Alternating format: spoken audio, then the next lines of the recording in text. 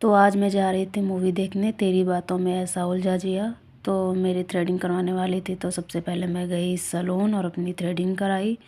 उसके बाद मैं गई डॉक्टर के यहाँ, क्योंकि मेरे बेटे को लग गई थी लोहे की कील। वैसे 5 साल तक के बच्चों को टिटनेस का इंजेक्शन नहीं लगता है, लेकिन उसके सर से हल्का सा ब्लड निकल आया था, इसलिए डॉक्टर से कंसल्ट करना ज़रूरी था। तो मैंने उनको पूरी बात बताई, तो उन्होंने कहा कि उसका जो कार्ड है टीके वाला वो लेके आओ, तभी मैं बता सकता हूँ। तो उन्होंने कहा कि टिटनेस का इंजेक्शन तो इसको नहीं लगेगा, लेकिन इसकी एक डोज बाकी है टीके की, तो वो लगवाना, और वो उनके पास था नहीं। कल हॉस्पिटल जाके वहाँ से इसको टीका लगवा दूंगी। फिर मैं वहाँ से वापस आ गई और सीधे आ गई मॉल। वैसे तो मेरा प्लान था सिर्फ मॉल घूमने का, लेकिन यहाँ आने के बाद डिसाइड होता है कि चलो मूवी देख लेते हैं, तो इसलिए मैंने ऑफलाइन काउंटर से टिकट ली और सीधे करती हूँ इंटर पीवीआर में। आज था वैलेंटाइन, तो यहाँ पर डेकोरेशन बहुत अच्छी हो रखी थी। तो यहाँ पे मैं कराती हूँ थोड़ी सी पिक्चर क्लिक, और उसके बाद थोड़ी सी वीडियो बनाती हूँ, और उसके बाद आ जाती हूँ अंदर।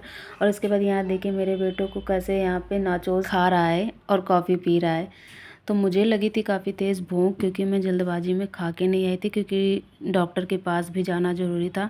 तो मैं यहाँ मेन्यू देख रही हूँ, जो कि मेरी समझ में नहीं आया, क्योंकि गाइस मैं हूँ प्योर वेजिटेरियन, और जो रेस्टोरेंट प्योर वेजिटेरियन नहीं होता है मैं वहाँ जाती नहीं हूँ, इसलिए ज़्यादातर मैं बाहर जाने के बाद भूखे ही मरती हूँ।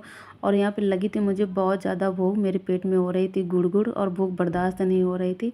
तो मैंने लेके आती हूँ मैं पॉपकॉर्न, और यहाँ स्टार्ट हो जाती है मूवी। तो शॉर्टकट में मूवी का सारांश ये था कि हमारे हीरो को पसंद नहीं आती है कोई लड़की, और उन्हें पसंद आ जाती है रोबोट, जो कि पहले ये जान नहीं पाते हैं, और उसके बाद जब जानते हैं तो उनको हो जाता है इससे प्यार, और ये करना चाहते हैं इनसे शादी। और कृति सेनन जो बनी थी रोबोट, इनका सिस्टम हो जाता है डैमेज, तो ये वही सारे काम करती हैं जो कि इनसे पहले कहे गए थे और उसके बाद मना कर दिए गए थे। तो बहरहाल मेरे हिसाब से तो ये पूरी मूवी टिकी थी कृति सेनन पर। जितनी देर कृति सेनन का सीन था उतनी ही देर इंटरेस्टिंग लगी, बाकी तो पूरा टाइम मैं बोर होती रही। उसके बाद इसने की कार राइड, और यहाँ पर ये डिसाइड नहीं कर पा रहा है कि कौन सी कार में बैठूँ। तो इसके बाद फिर मैं आ जाती हूँ रेस्टोरेंट, और उसके बाद मैंने ऑर्डर किया नूडल्स, मंचूरियन और डोसा। इसके बाद ये यहाँ पर कर रहा था रेस्टोरेंट वाले भैया से जिद कि मुझे चाहिए जूस, और ठंड की वजह से मैंने कर दिया था मना, इसलिए ये कुछ भी खाने को तैयार ही नहीं था। तो बहुत कोशिशों के बाद यहाँ पर ये खाने के लिए रेडी। तो मंचूरियन तो मुझे पसंद आया नहीं, क्योंकि उसकी बॉल हो गई थी टाइट, और थोड़ा सा उसमें जलने की खुशबू भी आ रही थी। उसके बाद आया हमारा डोसा, जो कि थोड़ा सही था। गाइस इस रेस्टोरेंट का डोसा मेरा फेवरेट था, लेकिन यहाँ कुछ टाइम से डोसे की क्वालिटी काफ़ी डाउन हो गई है। और इस डोसे के साथ गाइस ये लोग एक हरी चटनी देते थे, जो कि मेरी फेवरेट हो गई थी, वो भी देनी इन लोगों ने बंद कर दी। तो आज मैंने डिसाइड कर लिया कि आज के बाद से इस रेस्टोरेंट में डोसा मैं नहीं खाऊंगी।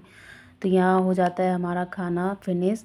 उसके बाद मैंने किया बिल पे, और मैं निकल आती हूँ बाहर, और मॉल को किया बाय बाय। लेकिन जैसे ही हम लोग बाहर है, वहाँ पे था एक जूस कॉर्नर। अब ये वहाँ से वहाँ भी रुक कर जिद करने लग गए कि मुझे जूस चाहिए, और ये आने का नाम ही नहीं ले रहे थे।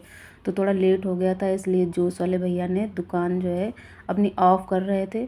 तो यहाँ पर ये जिद पर अड़े थे कि मुझे चाहिए। तो ये स्कूटी वाले भैया भी इसको समझा रहे थे कि चलो घर, या फिर कल आना, अब जूस नहीं है। तो इसके बाद किसी तरह से मैं इसे समझा के लाई कि चलो मैं आइसक्रीम दिला दूँगी। और यहाँ पर देखिए कैसे चालाकी कर रहा है कि मुझे अपनी वाली आइसक्रीम खिलाओ, अपनी लिए बैठा है और मेरी वाले से खा रहा है। तो वीडियो अच्छी लगी हो दोस्तों तो लाइक कीजिएगा, और हाँ अगर आपने भी ये मूवी देखी है तो कमेंट कीजिएगा कि आपको कैसी लगी, और वीडियो पर नए हैं तो चैनल को सब्सक्राइब कीजिएगा। तब तक के लिए थैंक यू, नमस्कार, बाय बाय।